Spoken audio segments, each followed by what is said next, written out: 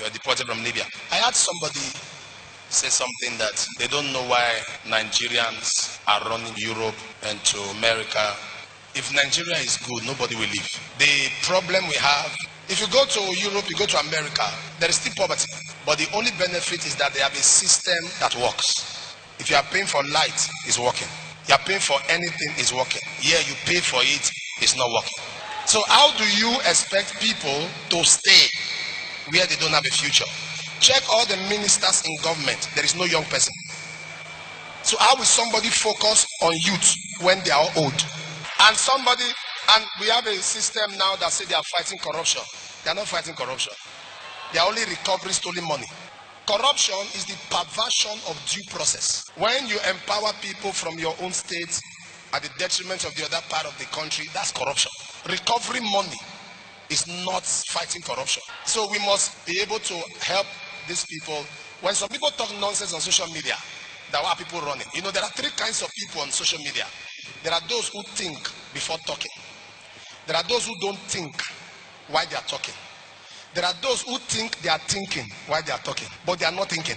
Because you should know, in as much as I do not support this get rich quick syndrome, but we should make Nigeria work.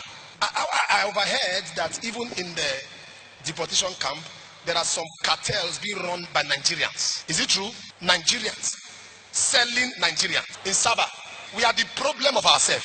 If you go to America, you see an American man, he will say I'm from America. If you go to London, a man say I'm from London. You go to India, I'm from India. You come to Nigeria, you say I'm Igbo, I'm Yoruba, I'm Hausa. We are tribal conscious. We are the problem of ourselves. How can Nigerians be slaughtered in Libya and a Nigerian is the head of the cartel? Selling your brother and you think that money will last? We love strangers. We don't love ourselves. Look at places like ShopRite and all those things. If they were owned by Nigerians, it will not be crowded.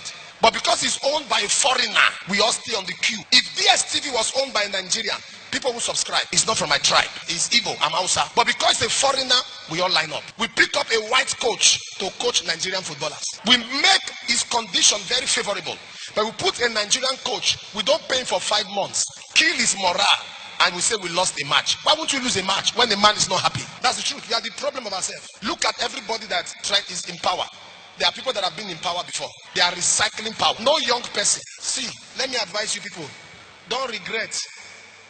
Don't cry. Thank God you came back alive. Are you following me? Thank God that you came back alive. You didn't die there. Thank God. And it's now a shame to Nigerian government. All the things, I hardly cry, but I cried when I saw people being beheaded. I saw people being stabbed. And the Libya soldiers should make sure they don't travel to any country, because the day they travel out, what they did to Nigerians will also happen to them. Because they travel, they will repeat what you do to innocent young people. If you don't want people in your country, you send them back quietly, but you are beating them, selling human beings. Thank God. Kneel down, let me pray for you. Father, thank you for life, for bringing them back safely. Thank you for preserving them. In Jesus' name. Stand up. You begin your life, and please don't put this in front of you. Put it behind you. They will give all of you 4 million naira so that you can. And share the 4 million naira among yourself. God is going to help you. God bless you.